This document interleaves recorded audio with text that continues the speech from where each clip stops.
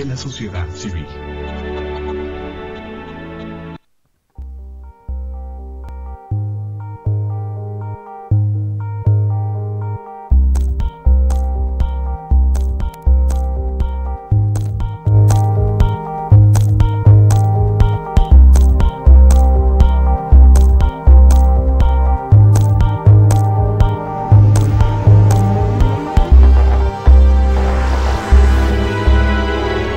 Canal Patrio, voz e imagen de la sociedad civil.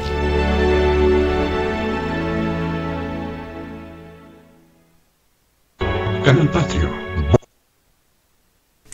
Hola, ¿qué tal? Buenas tardes. Soy Jesús Zapata en su programa Gestión Social. Los saludamos en este jueves 1 de mayo de 2014, Día del Trabajo. Aquí estamos, trabajando. Muy bien. Los saludamos con el afecto de siempre, esperando que tengan una gran participación en este programa, dado el tema que vamos a abordar. Me da mucho gusto recibir en su casa a un buen amigo, filósofo. Hola, Jesús. Slaime Bonilla Núñez. Tienes 25 años, tienes maestría en filosofía y vas por el doctorado en filosofía. Sí, a Corea. A Corea. Ahorita, si es posible, nos platicas un poco sobre eso. A Corea del Sur, ¿verdad? Sí. Corea del Sur. Y a nuestra derecha, el licenciado en Derecho Rafael Ansúrez. Rafael, eres bienvenido. Muchas gracias. Es la primera ocasión que te recibimos aquí en este programa. Esperemos que te sientas muy a gusto, muy cómodo sobre un tema que además sé que va a provocar mucha polémica, como son los temas que luego nos trae aquí al programa Slaime Bonilla Núñez. Porque hoy el tema es el Tercer Imperio Mexicano. ¿El Tercer Imperio Mexicano? Una pregunta muy contundente. Antes de que entremos en materia, les pido que me den un par de minutos para leer este mensaje que me envió la arquitecta Yolanda López Gutiérrez desde Puebla. Ella es directora de la preparatoria UPAEP Sur y dice el texto siguiente: Muy estimado Jesús, me es muy grato saludarte. Como sabes, estamos en época de inscripciones para el ciclo escolar 2014-2015 que dará inicio a mediados del mes de agosto en la preparatoria UPAEP Sur en la ciudad de Puebla. Tenemos exámenes de admisión los viernes 9, 16, 23 y 30 de mayo de 2014 a las 4 de la tarde. El examen de admisión no es un examen de conocimientos, sino de habilidades intelectuales. Es decir, no es un examen de memoria. Fíjate, este concepto me gusta mucho, sino de habilidades intelectuales. Es otro punto de vista diferente, ¿no? Ya nos puedes dar tu punto de vista. Muy bien. El costo del examen es de 350 pesos. Pero dado que tú y el programa Gestión Social, que tan exitosamente conduces y produces, agradezco esas palabras, son amigos y colaboradores de UPAEP, me permito ofrecer para todo tu auditorio examen de admisión gratuito durante el mes de mayo, solo mencionando al llegar a plantel para presentarlo que escucharon la promoción en tu programa. La dirección de nuestro plantel es calle Independencia número 6339, Colonia Patrimonio, en la ciudad de Puebla, y nuestros teléfonos son 01-222 233 1342 y 01-222 264 3827. También pueden registrarse en nuestra página www.upaep.mx/prepa. Agradezco en todo lo que vale el apoyo que siempre nos has brindado a la UPAEP. Recibe un fraternal abrazo, Yolanda López Gutiérrez. Está hecha la invitación. Miren, Puebla se está convirtiendo en una ciudad de muchos estudiantes. Hay un gran número de universidades allá en la ciudad de Puebla, y la UPAEP es una universidad que tiene un gran prestigio desde Puebla hacia todo el sureste. Si algunos que estén interesados dentro del mismo estado de Puebla, o de Tlaxcala, o de Veracruz, o de Hidalgo, o de Morelos, y están pensando en que sus hijos puedan ir a estudiar la preparatoria a Puebla, esa es una oportunidad. Les aseguro que no se van a arrepentir de conocer lo que es la preparatoria sur de la UPAEP allá, en esta ciudad preciosa como es Puebla. Entramos en materia contigo, Slaime. ¿Quieres darnos una visión del tema y luego entramos con Rafael Ansúrez? Sí. Bueno, pues vamos a hablar de monarquía y de si es posible al menos a nivel intelectual, a nivel de pensamiento, proponer un tercer imperio mexicano. Está el primero, que es el de Iturbide, está el segundo, que es el de Maximiliano, y si en algún momento se podría postular un tercer imperio mexicano, desde bases filosóficas, desde bases legales, desde bases políticas, politológicas. Y bueno, sabemos que aquí en México, a nivel empírico, a nivel práctico, todavía es muy difícil hablar de un tercer imperio mexicano. Y en general de monarquía, uno nada más tiene que escuchar ciertos comentarios cotidianos o meterse a páginas de internet en donde la gente asume que la monarquía es algo pasado de moda, que la monarquía es algo medieval, que la monarquía es algo que ya superamos y que en una especie de embalaje progresivo muy positivista ya no deberíamos plantear eso. Y como tú sabes, además de filosofía, estudié ciencias políticas en la UNAM. Sí. Y mi tesis de licenciatura y es justamente una historia de la democracia, una arqueología de la democracia, y una categoría que postulo es la de demofilia. Hoy vivimos en tiempos de demofilia. Vamos a hablar de todas estas cosas: si monarquía se opone a democracia, cuántos tipos de monarquía hay, por qué una monarquía sí es deseable, eso lo iremos hablando. Pero de introducción, vivimos en un tiempo donde se asume en esta demofilia liberal, además, que no es posible ningún otro sistema político que no sea la democracia partidista o presidencial o como la vivimos aquí en México. Y todos los otros sistemas políticos, la aristocracia, al menos los 6 que postula Aristóteles, que los mencionaré más adelante, Platón y Aristóteles, estos otros 5 sistemas, más la democracia 6, formas de gobierno, perdón, más que sistemas, formas de gobierno, estos otros 5 son absolutamente anacrónicos y fuera de lugar. Ya no están ni siquiera para ser pensados. Y eso es lo que aquí queremos cuestionar. Al menos si están para ser pensados. Digo, todavía sabemos que haría falta muchas otras cosas para realmente llegar a concretar un proyecto de una monarquía. Pero algo, y siempre te lo he dicho como filósofo, algo que no podemos dejar de hacer es de pensar. Y la gente que a partir de un prejuicio asume que ya está muerta la monarquía o que la monarquía es mala o cualquier cuestión, está cometiendo esta imprudencia, ¿no?, intelectual. Entonces primero vamos a pensarlo, y por eso está postulado así el programa, está presentado así como una pregunta. Nunca son afirmaciones, o siempre se trata de que no sean afirmaciones absolutas, categóricas, claro, sino siempre que queden como preguntas y como afirmaciones que llevarán a más pensamiento. Que además la pregunta nos lleva a pensar y analizar. Ya lo hablamos. Mira, el ejemplo de Japón se me hace que es clarísimo.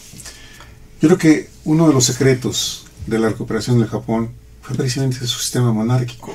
El respeto al rey, al emperador,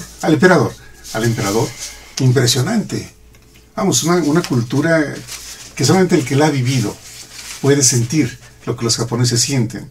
Y el respeto por la monarquía, aun cuando fueron,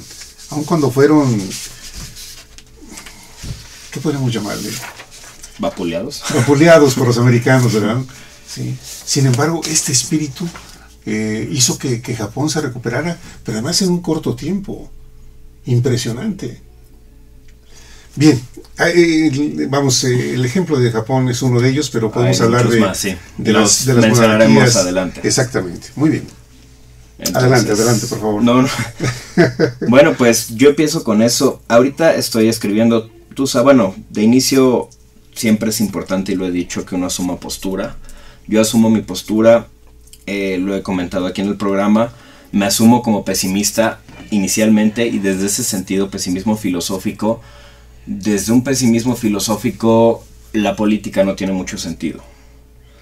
La política pasa a segundo término, porque para un pesimista la política está destinada al fracaso, en tanto que el problema es el hombre, ¿no? Una cierta, entre comillas, naturaleza malvada en el hombre, un poco como decía Thomas Hobbes, el hombre es lobo del hombre. Entonces, para el pesimista no hay una forma como de salvación, ni en un sistema comunista, ni en un sistema capitalista, ni en ningún sistema. El hombre está podrido desde dentro y un sistema político siempre va a estar podrido, porque un sistema político lo hacen los hombres. Entonces, desde ese sentido, pues la política para mí no tiene muchas soluciones, pero, y ahí es donde entra este tema, para mí, la forma, al menos en México, no digo ni siquiera que a nivel mundial, porque es muy difícil decir qué es mejor para todos los países. Hay países que tienen muchas más posibilidades de ser democráticos, pero ahorita lo iremos viendo por su historia, por sus arquetipos culturales, etc. Desde mi punto de vista, la forma de gobierno más próxima a México es la monarquía. La forma de gobierno que debería adoptar México es la monarquía.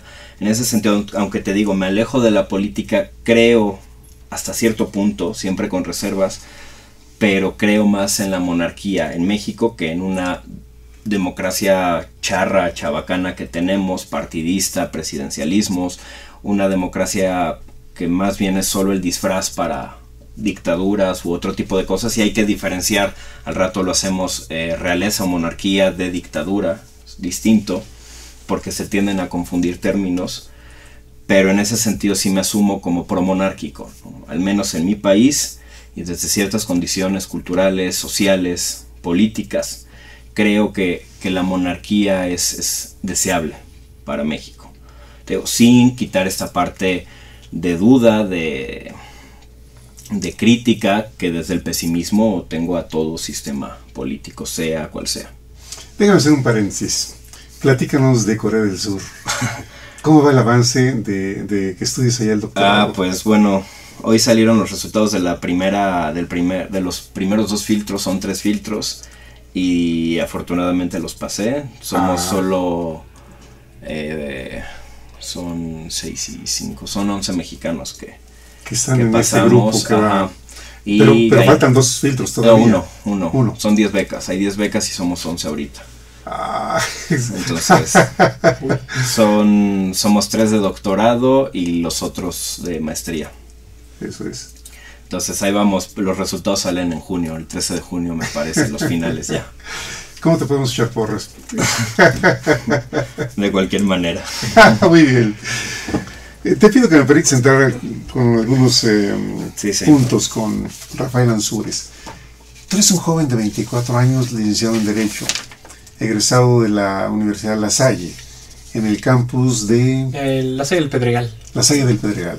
Es que ya son varios campus, vamos, la matriz está en Benjamin Franklin. Bueno, pero esa es la Salle, digamos nada más, es la más famosa, La Salle. Sí. Mi universidad es La Salle, pero de Seglares, la universidad de... Te platiqué una vez, ¿no? Sí. Universidad del Pedregal. El problema que hubo. Ya. También se dan separaciones en... Hubo un problema hace con el años. nombre, Según yo, Rafael nos podrá dar la otra versión, pero hasta donde yo conozco, cuando supe de esto, lo que me platicaron es que parece ser que un grupo de empresarios le comentó a los hermanos de las escuelas cristianas, los hermanos de La Salle, sí, que querían poner una escuela, que ellos tenían el dinero y que los hermanos pusieran el sistema educativo. Los hermanos aceptaron, estuvieron trabajando hace un tiempo, hasta que hubo problemas y los hermanos deciden separarse. Pero parece ser que los hermanos iban a llevar el nombre, porque pues, finalmente La Salle es por ellos. Claro. Pero este grupo de empresarios, pues son empresarios, se pusieron a las vivas y registraron el nombre. Entonces sí está como la distinción entre La Salle de Seglares. Ya. Así es, bueno, digamos el señor Canales, que es el dueño de los colegios, Sí. llevaba una buena relación con los hermanos.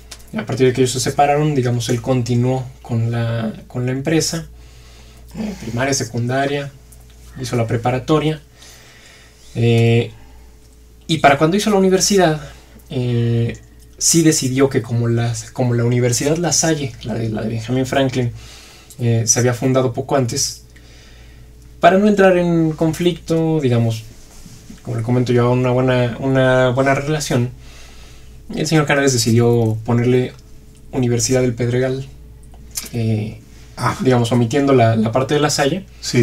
Pero sigue siendo parte de La Salle de Seglares. Muy bien, pero fue una medida filosófica, ¿verdad? También.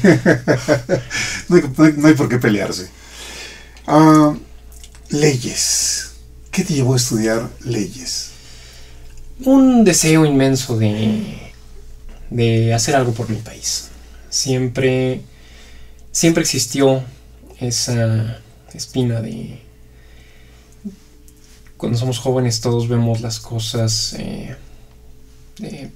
con una perspectiva más... captamos mucho más las cosas. Sí. Nos dejan marcadas algunas cosas. Y pues haber nacido todavía bajo la vieja dictadura, pues nos escuchar de todos lados, el gobierno tiene la culpa de todo, digamos, cosas que oímos frecuentemente, ¿no? Pues a mí en particular me llevó a siempre decir, bueno, yo quiero hacer algo, pero no algo poniendo un granito de arena, sino tratar de poner un ladrillo. Entonces, cuando vi que la vía probablemente pragmáticamente más adecuada era la del derecho, la asumí. Siempre he sentido mucho gusto por las artes. De hecho, estudié música algún tiempo.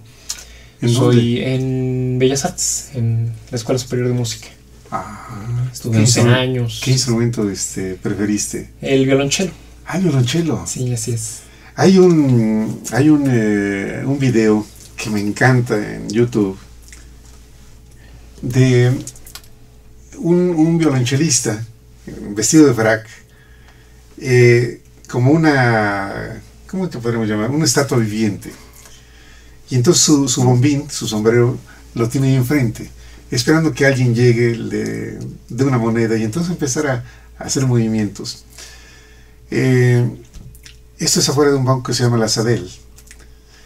Y sucede que una niña se acerca, pone una moneda y entonces empieza a tocar el cello. ¿Sí es el cello? ¿Sentado? No, de pie. De pie, entonces a lo mejor es el violín. No, es un... grande. Grande, sí. Un contrabajo, entonces, probablemente. Contrabajo. No, ya, no sé. No, porque luego sí se acerca una chelista y se sienta. Ok. Entonces yo creo que sí es un contrabajo, tiene razón. Porque luego llega un segundo instrumento, un segundo artista y es una chelista. Bueno, la cuestión es que tocan el himno a la alegría. Sí es ese, ¿verdad? Sí, así es.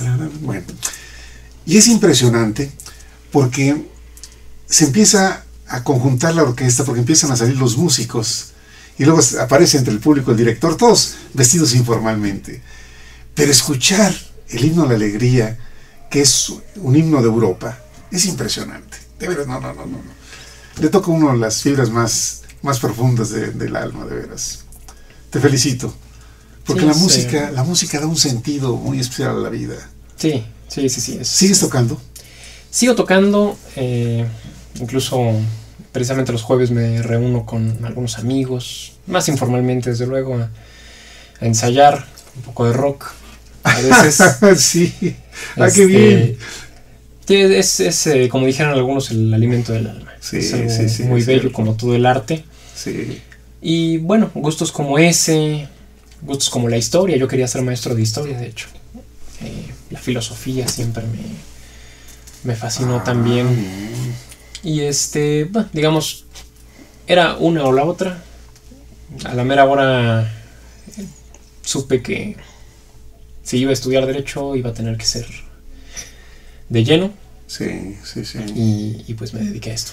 El lunes hubo un evento donde la Comisión Nacional de los Derechos Humanos sobre la pena de muerte, que lógicamente México es un país que está en contra de la pena de muerte, pero hay países como Estados Unidos que, sobre todo en algunos estados, siguen conservando de una manera férrea la aplicación de esta pena.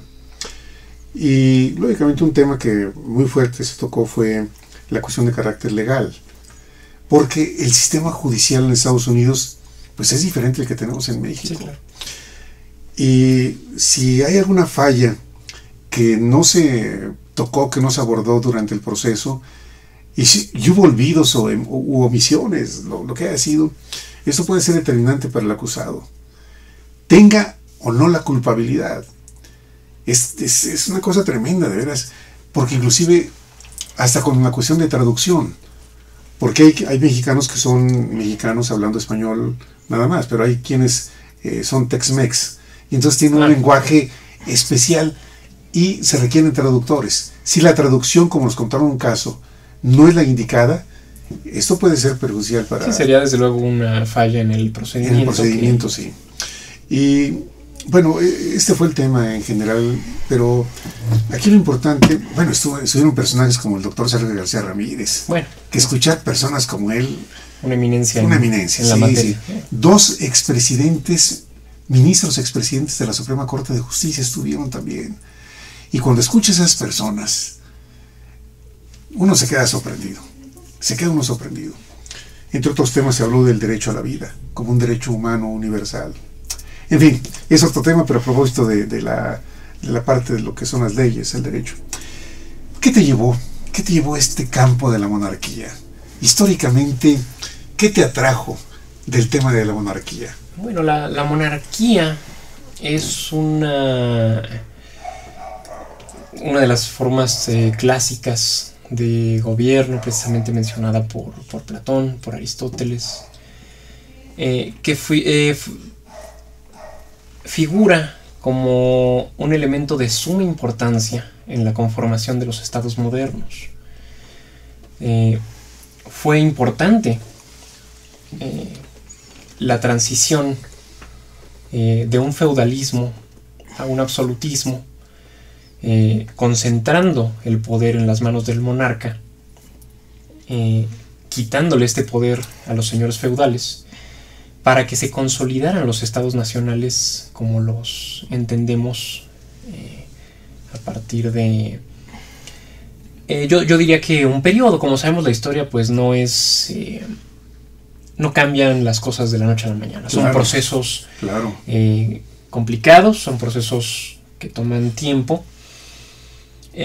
Yo hablaría, para mencionar fechas reconocibles entre los historiadores, de 1453, que es la fecha de la caída de Constantinopla, y curiosamente también el año en el que concluye la guerra de los 100 años entre Inglaterra y Francia, hasta 1648, que se firman los tratados de Münster y de Osnabrück, lo que conforma la Paz de Westfalia, que le pone fin a la Guerra de los 30 años y que clásicamente se ha considerado el punto de partida de los estados nacionales. ¿Qué beneficio hubo de esos acuerdos y de la implementación de la monarquía? Esos acuerdos, desde luego hay quienes... hay muchos estudiosos, sobre todo de las relaciones internacionales, que están en contra de esto. Pero, digamos, clásicamente se considera que a partir de la Paz de Westfalia se consolida la soberanía nacional y la independencia política. ¿En qué sentido? En el sentido de que si bien el término soberanía ya se estaba usando desde Jean Baudin mucho tiempo antes, los reyes cristianos, los monarcas cristianos, seguían supeditados, al menos en la teoría feudal, tanto al emperador como al papa. Sí. Y caso concreto, los reyes de España, ¿podría ser? Por ejemplo. O algún otro reinado también estaba supeditado a... Todos los monarcas europeos se consideraba, la Edad Media, se consideraba una república cristiana, se le llamaba, al conjunto de estados europeos, sí, en ese momento católicos, que conformaban esta comunidad desde luego tenían una identidad muy distinta, quiero decir muy distinguible. Ellos se consideraban europeos, haciendo la distinción con los demás pueblos, y en ese sentido esta comunidad de estados, la República Cristiana, tenía a su cabeza al emperador y al papa. El emperador entendiéndose como el descendiente, el heredero político del Imperio Romano. Entonces, la Paz de Westfalia, al quitarle mucha control al emperador sobre determinados estados de la Europa central, después de la desgarradora guerra que llevaron a cabo las monarquías europeas por cuestiones tanto políticas como religiosas, entre 1618 y 1648, se considera que en ese momento se desvaneció la autoridad imperial y la autoridad espiritual del Papa, al menos en lo que concernía a la parte política. Hay países como Inglaterra que siguen conservando la monarquía. La prueba está la reina Isabel II. Sin embargo, si hablamos de historia, estamos hablando de muchos años. Yo creo que Inglaterra es un ancestral, ejemplo, sí. La reina Isabel desciende de dos familias muy importantes. Desde luego hay cambios de dinastía que se dan porque la línea en algún momento, deja de haber un descendiente directo y se continúa con otro miembro de la familia, pero en sí la familia sigue siendo la misma. La reina Isabel desciende tanto de la familia real normanda que conquistó Inglaterra en 1066, como de la familia real que los normandos depusieron en ese momento, la familia real anglosajona, el título era Athelstan, para nombrar al heredero. Sí. Es pues ancestral, tiene 1000 años. Ahora, el sistema que tiene Inglaterra, que por un lado es la monarquía, que hay razones que exista la monarquía. ¿Qué es? ¿Es un símbolo de unidad inclusive entre los ingleses? Desde luego que sí. Es una cuestión de identidad nacional. De identidad nacional, es verdad. De unidad también, sí. Y no solo entre los ingleses. La Commonwealth es una forma muy particular que han llevado los estados que antiguamente eran posesiones británicas, en la cual, si bien son completamente soberanos e independientes, por ejemplo los australianos, los neozelandeses, los propios canadienses, siguen reconociendo como una autoridad a la reina, al monarca inglés, a pesar de que no conforman ya parte del Reino Unido de Inglaterra e Irlanda del Norte. Y luego en la parte política, la parte de tener un primer ministro y tener un parlamento. Eso, bueno, si me permites. Sí, por favor. A ver, vamos por partes para no confundir al público. Sí. Primero, ya decíamos, Platón y Aristóteles, y sobre todo ya Aristóteles de forma muy concreta, postulan 6 formas de gobierno. 3 desviadas y 3 correctas. ¿En qué sentido van a ser desviadas o correctas? Si se dirigen al bien del pueblo, en este objetivo de la política, de proveer, no felicidad, porque la felicidad quizá correspondería más a la ética, pero sí contribuir al bienestar social, ¿no? Al bienestar de las polis. Hay 6 formas de gobierno en ese sentido. La primera es la monarquía, mal dicha monarquía. En las 3 formas virtuosas, las 3 que van a buscar el bienestar del pueblo, Aristóteles las diferencia en tanto que gobierne uno, varios, o muchos o todos, ¿no? En esa última, muchos o todos. Si es uno, monarchos en griego es uno, entonces es un poco ambiguo decir monarquía. En términos más correctos del griego al castellano, la traducción debería ser realeza o gobierno regio, cuando gobierna uno para el bien de todos. Sí. Cuando gobiernan algunos para el bien de todos, se le llama aristocracia.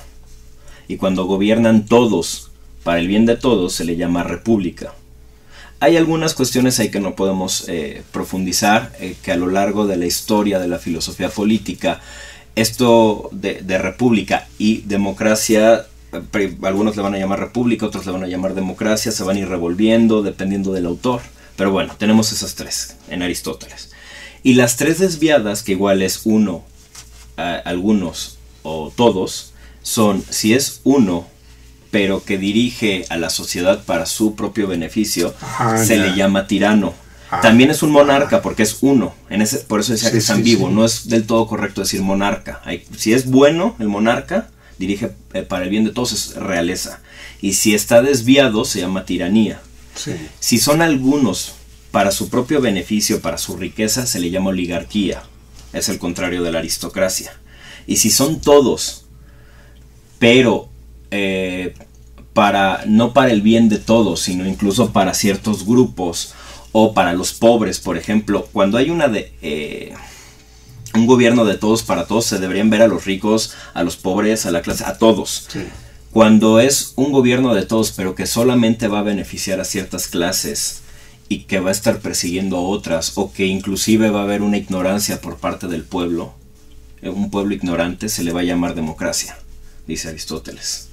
Pero se va a estar jugando a lo largo de... ¿Democracia o demagogia? No, democracia. Democracia. Pero cuando este grupo de muchos piensa en razón de ellos y no de los demás. Ajá, sí. Y cuando piensan en razón de... Cuando todos piensan en razón de todos, se llama república. Cuando todos piensan en razón de algunos, de ciertos grupos, y además hay otros detalles, como había dicho, la ignorancia, o incluso llamémosle una tiranía del pueblo, se le llama democracia.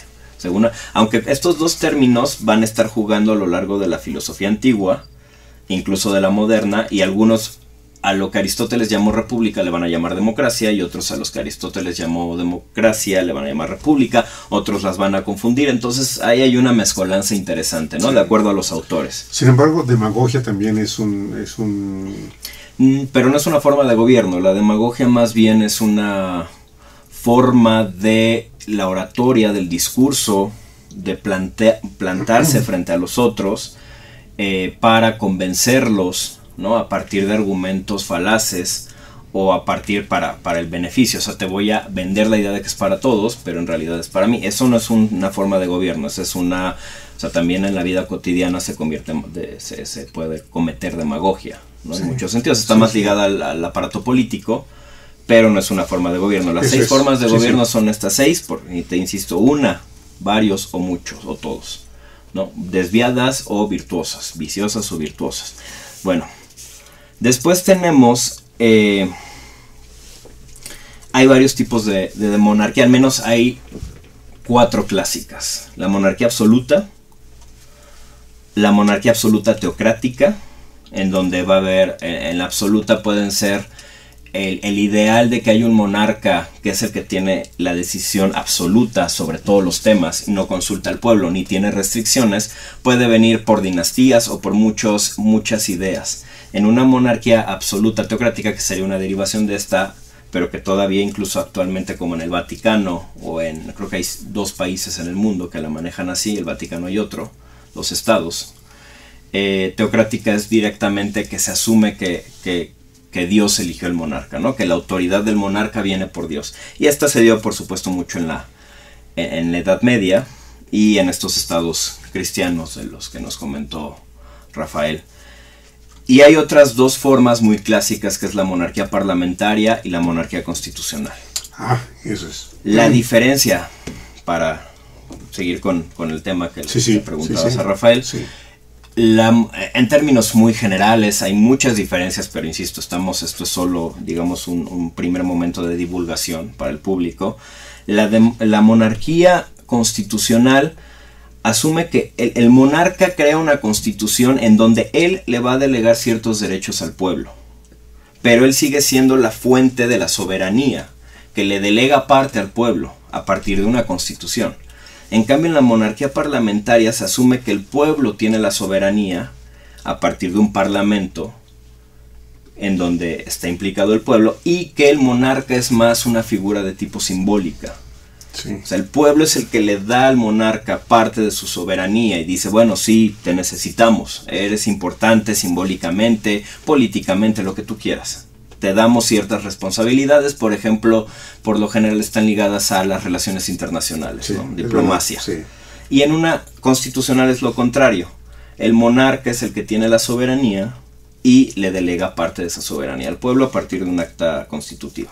Este sistema de monarquía parlamentaria es clásico de Inglaterra. Sí, Ese podría ser un ejemplo. sí. Desde luego. Además, creo que esta difusión es mucho más amplia que otros países, la de Inglaterra. Sí. Se habla menos de otros países como Holanda o Noruega o Suecia. Que ahorita también, veremos. Y si no, mira, si el tiempo nos come, porque tengo otro invitado, cuando terminemos, viene Luis Ibarra de la Financiera Rural. Entonces, yo sé que este tema nos va a llevar a otros temas. Sí. ¿Recuerdas cuando aquí trajiste el tema de la reforma de Bergoglio? Sí.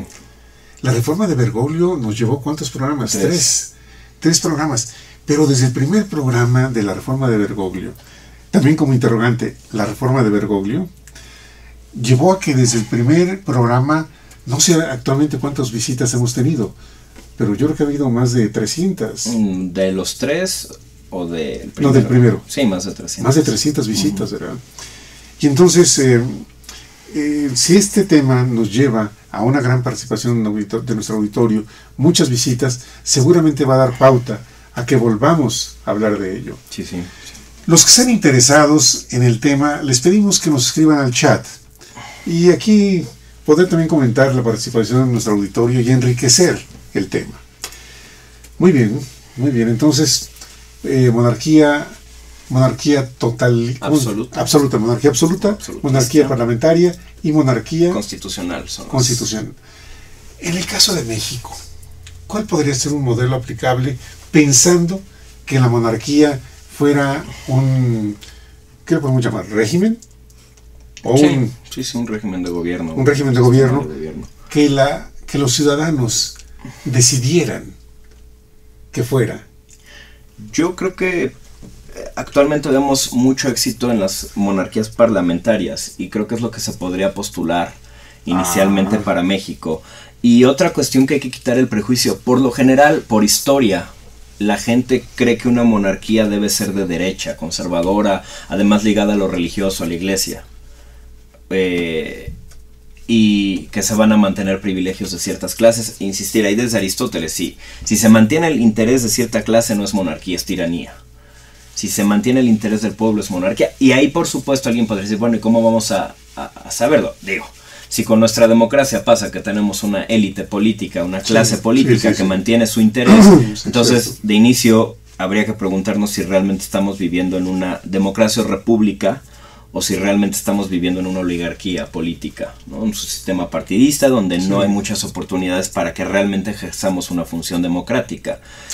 Si hablamos de costos, ¿qué sistema es más costoso?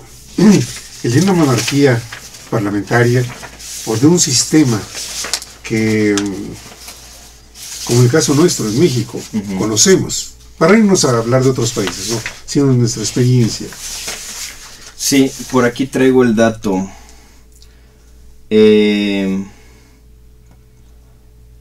Bueno, venían más, no imprimió bien, pero dice el coste de una monarquía constitucional. Aquí habla de una constitucional. Este artículo que leí, este ensayo, refiere más a la española, a la monarquía española. Dice, el coste de una monarquía constitucional, o podríamos decir parlamentaria, tiende a ser siempre más bajo que el de una forma de Estado republicana. Porque luego se habla mucho de los excesos de los monarcas, ¿no? Que insisto, siempre y legalmente no nada más se trata de decir, pues vamos a hacer una monarquía, qué padre, pues nos reunimos y luego que le dejamos todo al monarca. Sino hay que poner mecanismos de regulación desde el derecho, de cómo vamos a ver que el monarca no se convierta en un dictador. ¿Cómo le vamos a hacer? O que sus hijos, sus descendientes, si además es una monarquía hereditaria, o va a ser una monarquía electiva, o qué tipo de, para la herencia de esta monarquía, cómo se va a tomar, bajo qué mecanismos, qué elementos tendría que cumplir un monarca para asumir el poder, claro. Esto que le está delegando el pueblo. Son mecanismos legales que se pueden crear. Históricamente, Rafael, los monarcas eran formados desde que nacieron. Desde luego, sí. Esta clase, la aristocracia, hablando como clase, no como sistema de gobierno, estaba formada desde pequeños para gobernar. Se les educaba para eso, era su destino, por decirlo de alguna manera. Y esto se ve mucho por ejemplo, en el Renacimiento. Si estudiamos a Maquiavelo, nos damos cuenta de que Maquiavelo escribió El Príncipe para un nuevo príncipe, no para un príncipe formado, porque ¿qué le hubiera importado a un príncipe que ya desde muy pequeño estaba formado para gobernar? Este libro, El Príncipe, que es una de las principales obras en materia que además política. Muchos políticos son seguidores de Maquiavelo, estudiosos de Maquiavelo. Es uno de los grandes clásicos. Y practican los principios de Maquiavelo. Desde luego. Pues ahí se ve. Era una obra dirigida a los nuevos príncipes. Cuando oímos El Príncipe, en más de una ocasión parece que estamos escuchando César Borgia, por ejemplo. Personas que habían accedido a posiciones de gobierno, pero que no estaban educadas todavía para gobernar. Habían llegado al poder únicamente. Y bueno, desde luego comienza a tomar más importancia cuando los burgueses son los que empiezan a acceder también a estas posiciones. Sí estaban y siguen en muchos casos, la mayoría de los casos, los descendientes de los monarcas actuales siguen estudiando en escuelas muy particulares para reinar, para lo que están destinados. Ahí tenemos el caso de Maximiliano de Habsburgo, Maximiliano I de México, que tuvo una formación en todos los sentidos, ¿no? Como un futuro gobernante. Se les daba clase, recuerdo haber leído libros por ahí donde mencionan algunas de las cosas desde idiomas, y tenemos a un Maximiliano que hablaba, me parece que 9 idiomas o 10, incluido el náhuatl, que llegó y lo aprendió, pero hablaba los otros. Los dos, Carlota y él, ¿verdad? Los dos, y Carlota también aprendió algo de maya. Y sabía francés, sabía italiano, sabía polaco, sabía alemán, por supuesto. Entonces, idiomas que tenía que ver con la diplomacia. Claro. Y bueno, pues hoy nuestro presidente no habla ni siquiera bien el castellano, ¿no? Entonces, bueno, por ahí empezamos. Luego estudiaban equitación, estudiaban esgrima. Se les daba, por supuesto, estas clases llamémosle filosofía política o teoría política. Estudiaban a los clásicos, a Platón, a Aristóteles. Tenían una formación en... ¿Qué otras cuestiones? Militar, por supuesto. Eso. Fíjate, qué interesante, porque estaban formados para los tiempos de paz. ¿Y qué pasa con los tiempos de guerra? Pues también. Decisiones muy difíciles. También tenían que estar formados precisamente para ello, y para ello llevaban desde luego instrucción militar. Y si vemos ahora al príncipe William, por ejemplo, el príncipe Guillermo, ahora duque de Cambridge, lo vimos en su boda todos, en su flamante uniforme rojo de la Fuerza Aérea del Reino Unido. Sí. De la Real Fuerza Aérea, así como, por ejemplo, el príncipe Carlos, lo que lleva es un uniforme de la Armada. Es decir, aún ahora siguen teniendo esta formación. Sí, pues ahí sí son los comandantes del ejército, ¿no? O sea, en el sentido de que saben de estrategia. Digo, en un sistema como nuestro, en donde los últimos presidentes, pues más bien tienen a su gabinete militar y se asumen como los comandantes supremos del ejército, claro, pero no tienen conocimientos más allá. Claro, no han sido preparados en ese sentido, ¿no? Exactamente. Tendríamos que indagar qué presidentes, y no creo que hayan sido muchos, si es que los hubo, Lázaro Cárdenas, los militares. Los Que militares hayan llevado una formación, Sí. por ejemplo, de estudios estratégicos, de seguridad nacional. Y también se versaban en derecho, por ejemplo, en leyes, ¿no? O sea, tenían que conocer las leyes de sus pueblos. Entonces había un estudio de, digamos, teoría general del derecho. Y como varias otras cosas que desde niños se les inculcaban, hasta cuestiones religiosas, cuestiones, no en ese tiempo no existía como el día de hoy, pero llamémosle hasta de sociología, ¿no? Saber los usos y costumbres, que no quiero decir que esto sea sociología ni mucho menos, pero tenían pero en conocer, parte que claro, saber los usos y costumbres del lugar que iban a reinar, porque tiempos de turbulencias donde había conquistas de nuevos territorios, tenían que saber cómo llegar. Claro, Hasta claro. cierto punto también lo que hoy anacrónicamente lo digo porque en ese tiempo no existía, y Maximiliano lo intentó aplicar un marketing político. Cuando Maximiliano fue en alguna ocasión, de los 3 ocasiones que le tocó, me parece 2 o 3, ir a dar el grito de independencia, fue a Dolores Hidalgo, a Guanajuato, Guanajuato, a la parroquia donde estuvo Miguel Hidalgo, y se vistió para la ocasión de mariachi, me parece, algo así, de charro. Y pues hubo todo, de hecho decían que gustaba vestir el uniforme de charro en Chapultepec y andar cabalgando, ¿no? Entonces también una cuestión de imagen, si quieres. Claro. Podía ser por convencimiento, pero a la vez también como para empatizar con el pueblo.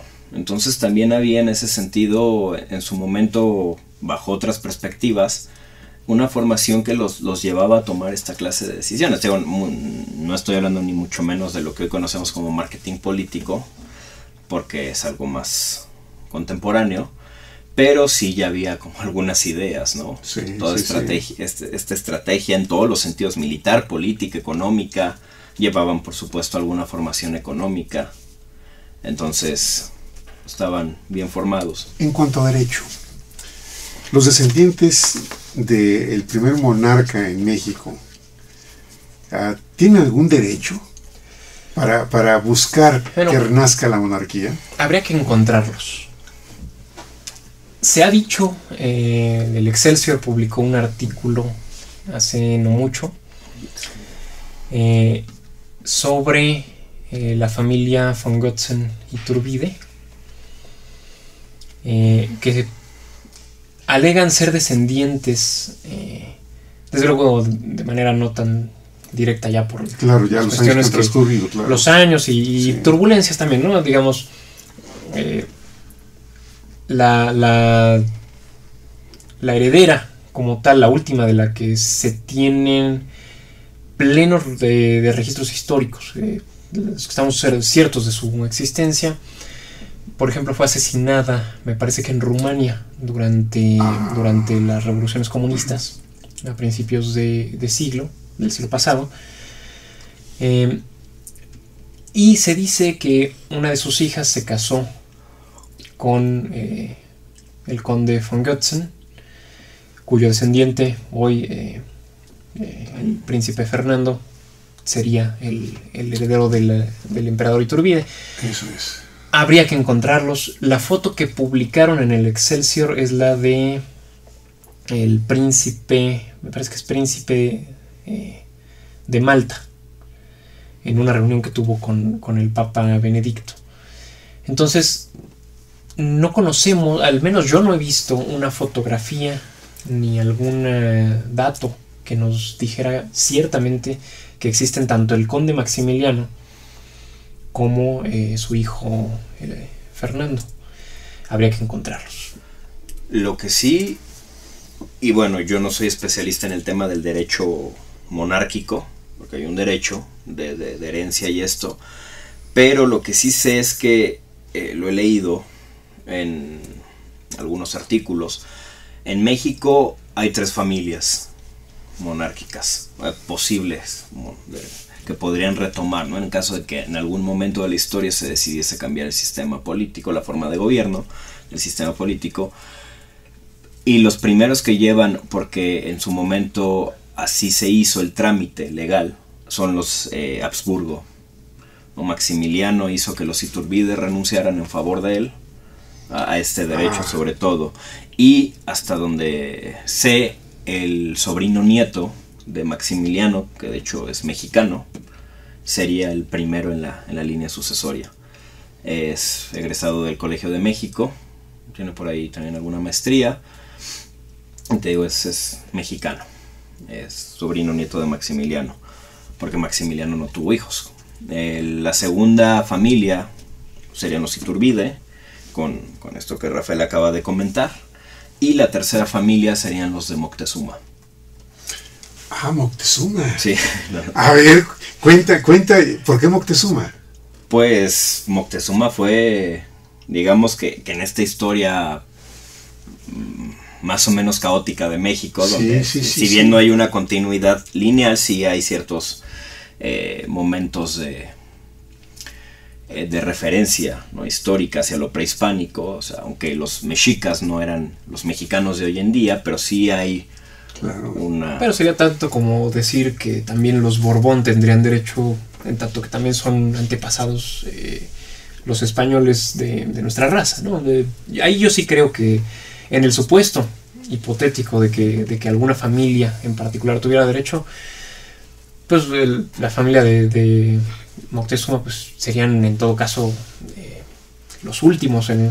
Sí, de hecho en esta donde yo lo revisé, que está bien en una página de internet, y ahí te ponen los artículos según los cuales serían estos derechos sucesorios. Sí. Sí, son la última familia, o sea, solo están estas tres y son la última, ¿no? Y sí, viene por una de las hijas de Moctezuma, me parece ser que fue cónyuge de, no sé bien, no recuerdo bien si de Hernán Cortés o de algún otro español, y de hecho gran parte de la familia de Moctezuma o de sus descendientes están diseminados entre México y España, y hay una que de hecho es mujer, que sería como la principal, ¿no? La cabeza de la familia de los Moctezuma, y ella es a la que se tiende.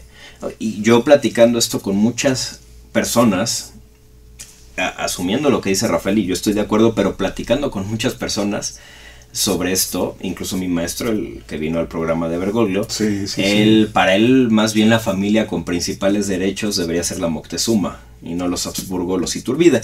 Pero bueno, ahí es una cuestión de derecho monárquico y una cuestión también a veces de interpretación o de postulación histórica, de hermenéutica histórica, y hasta cierto punto de empatía, ¿no? Subjetiva. El artículo primero y sobre todo el artículo segundo de la Constitución Política de los Estados Unidos Mexicanos da un lugar muy especial a los grupos indígenas. Sí, desde luego. Cabría en este caso pensar que estamos hablando de herederos de Moctezuma. ¿Pudiera haber alguna posibilidad? Claro, el número de indígenas en México ahorita ya se ha disminuido muchísimo, porque ¿qué estamos hablando? De 10 millones, tengo entendido, de indígenas en México. No he visto las estadísticas, honestamente. Pero sí es un número muy reducido. Ya comparado con la población total de México, ¿no? Sin embargo, a veces no entendemos la forma de ser, los usos y costumbres de grupos indígenas. Hay algo en ellos que traen desde antes el derecho a la tierra, el derecho a ser los legítimos propietarios del territorio nacional. A veces no entendemos eso, o no queremos entenderlo, legalmente inclusive. Al contrario, en México yo creo que hay una gran discriminación, un gran racismo hacia los grupos indígenas. Desde luego que sí. Sí. Y qué curioso, porque la Constitución le da una prioridad a los grupos indígenas, primero y sobre todo segundo artículo de la Constitución. Es impresionante. Sí, es una pena. Desde luego estas cuestiones de discriminación, de rezago en que se encuentran estas comunidades, pues es grave. Para eso se hizo esa reforma, y lo que sí es que a mí me parece que todavía no podemos ver los efectos de esa reforma. Yo creo que tenemos que esperar todavía un poco para tener con el tiempo una visión un poco más objetiva de los cambios. Se tendría que generar desde luego los indicadores necesarios para medir el efecto de la política pública que se implementó con dicha reforma. Sí. Y sería, bueno, va a ser muy interesante, quienes están especializados en ese campo, revisar esa cuestión. Y volviendo a la cuestión de los derechos, pues es una cuestión muy complicada. Hay personas que se dedican sí al derecho, no quiero decir tanto al derecho monárquico, sino a estudiar la monarquía, a estudiar, por ejemplo, quiénes podrían ser los herederos al trono de México. Sí. Permítame un segundo. ¿Podrías checar si tenemos chat, por favor? Gracias. Ahora, el tema, cuando lo ponemos en la mesa, esto puede generar una gran inquietud en la población, porque no conocemos de esto, no estudiamos. Sí, desde luego, no es algo que... Y eso probablemente, en el sentido pragmático, pues somos una república federal democrática, en la que a lo mejor pues no se ha visto como algo necesario, como algo indispensable. Sí.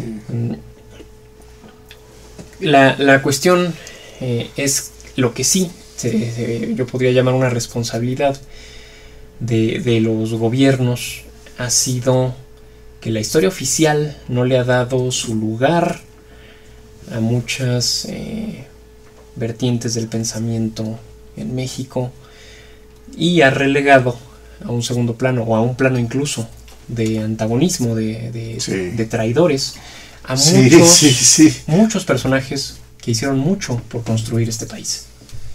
En particular me puedo referir al emperador Iturbide, al emperador Maximiliano, personas que han sido tachadas de traidores por la historia oficial, cuando en realidad pues fueron personas que construyeron. A mí siempre me ha parecido, es una opinión que comparto con algunos colegas, que tiene mucho más mérito, desde luego, consumar una independencia de una nación y darle las bases para que comience a escribir su historia, que llamar a un levantamiento armado. Es una cuestión mucho más delicada, mucho más compleja, y que requiere de mucho más valor y más entereza. Claro, además teniendo en cuenta que el levantamiento armado que inició Miguel Hidalgo, sin restarle también la provocación que pudo haber sido, no se continúa como tal. O sea, no hay una línea directa, quizás salvo Hidalgo y Morelos, no hay una línea directa del levantamiento de Hidalgo en 1810 y su inminente y pronta caída, porque duró muy poco, unos cuantos meses este levantamiento, y de ahí, digamos, estos insurgentes no es que tuvieran un ideal en común, había varios proyectos entre ellos, y no hay una línea que digamos, aquí empezó Hidalgo e inmediatamente a su muerte asumió el puesto o asumió el cargo de la independencia. Como en Estados Unidos, ¿no? Que en Estados Unidos pues el presidente, posteriormente presidente Washington, pues dirigió todo el tiempo el movimiento, ¿no? En México hubo muchos cortes y muchas facciones peleando cada una por su lado. Claro, y al punto que al final el que queda es, digamos, de los iniciadores, por ahí ni siquiera iniciadores, pero los del medio, que es Guerrero, y Guerrero está metido en la sierra, metido en la selva, ¿no? Ahí en Veracruz. Y el que realmente retoma todo esto y políticamente une los intereses de la iglesia con los intereses de las altas clases españolas, con los intereses de los criollos, etcétera, va a ser Iturbide. Y es el que va a invitar a Guerrero como, o sea, pues tú ya estás acabado, mano, ¿no? ya no puedes, tú ya no haces nada, eres un guerrillero por ahí que no tiene ningún poder ya para hacer un cambio. Sí, y el que realmente consuma, como dice Rafael, es Iturbide. Pero son distintos proyectos. Y perdón, estaba en el celular simplemente porque, y de hecho es la página, se lo comento a la gente, sí. La de la Asociación Monarquista Mexicana, tiene un artículo que se llama Línea de Sucesión al Trono de México. Y aquí plantean justamente cuáles son las familias y bajo qué estatutos, bajo qué decretos, bajo qué tratados se va dando este orden jerárquico, ¿no? ¿Quieres dar la página, por favor? Pues es Asociación Monarquista Mexicana, es que no alcanzo aquí a ver toda, .wordpress.com, diagonal, debe ser línea guión sucesión guión al trono, trono. Pero que busquen en Google Asociación Monarquista Mexicana. Sí. Y ahí viene este artículo, ¿no? Muy bien. Tenemos como 2 minutos. ¿Con qué quieres cerrar y con qué quieres cerrar? Bien, pues 2 cosas. Una, de lo que dijo Rafael, sabemos, yo creo, otra de mis tesis, que espero que esta cuestión, las tesis que he planteado, en algún momento las pueda desarrollar a cabalidad y publicarlas. Otra tesis que traigo aquí es que los momentos de mayor esplendor y progreso de México se han dado en monarquías. Desde Iturbide, Maximiliano, con lo poco que estuvo y lo mucho que logró, que ya no lo podemos comentar aquí, pero bueno. Pero habrá otro programa para que hablemos de ellos, sí. Porfirio Díaz, que aunque es asumido en la historia, como un dictador, habría que preguntarnos ahí, ¿no? Si realmente es un dictador, si fue un presidente, si fue un monarca, aunque él mismo se asumía como presidente, habría que ver hasta dónde se llegó. Al menos sabemos, y se le llama esta dictadura de 30 años, en cambio a Juárez, que también fue un dictador en todo caso, siguiendo el mismo estatuto que le ponen el mismo parangón que le ponen a Porfirio Díaz, Juárez estuvo en el poder 14 años sin nunca mandar ni siquiera llegó por voluntad popular, llegó por ser el ministro de la Suprema Corte, el presidente, y sucedió al pasado en estos tiempos de guerras y donde se cambiaban cada 3 días de presidente. Sí. Y que en 14 años nunca mandó elecciones, siempre se estuvo reeligiendo desde él, claro, bajo el justificante de que eran tiempos turbulentos y donde se necesitaba una cierta mano dura. Entonces somos injustos, como dices, ¿no? A Porfirio Díaz le llamamos dictador y lo sumimos, y a Juárez lo elevamos y lo llamamos el benemérito de las Américas. Entonces hay que ser congruentes, o mejor hay que suspender el juicio un ratito de investigar. Y la otra conclusión rápida es que la monarquía, no las puedo decir, pero hay estudios, 7 de los 10 países más ricos del mundo son monarquías. 7 de los 10 países más ricos. De las primeras 11 democracias del mundo, según The Economist, este periódico estadounidense, inglés, y que también tiene una cuestión muy ligada a una revista científica, The Economist. 8 de las 11 primeras democracias del mundo, 8 son monarquías. Noruega, Dinamarca, Suecia, Nueva Zelanda, Australia, Canadá, los Países Bajos y Luxemburgo. Y podremos meter ahí a Japón, claro. Y a otros cuantos, ¿no? Libertades garantizadas, según el Central Intelligence Agency World Factbook. Los sistemas monárquicos son los que mejor y más garantizan las libertades dentro de una democracia avanzada. Y como estas muchas otras cosas, pero ya no las puedo mencionar, le doy paso a Rafael. Muy rápidamente. Sí, por favor, Rafael. Como bien acaba de decir Slyman, una de mis conclusiones iba a ser precisamente la justicia que hay que hacerle a la verdadera historia. La necesidad de reescribirla, una nueva historia oficial que haga justicia a todas las visiones que se han tenido en este país. Sí. Y la otra, muy importante, como bien acabamos de decir, democracia ya no se opone a monarquía ni a aristocracia.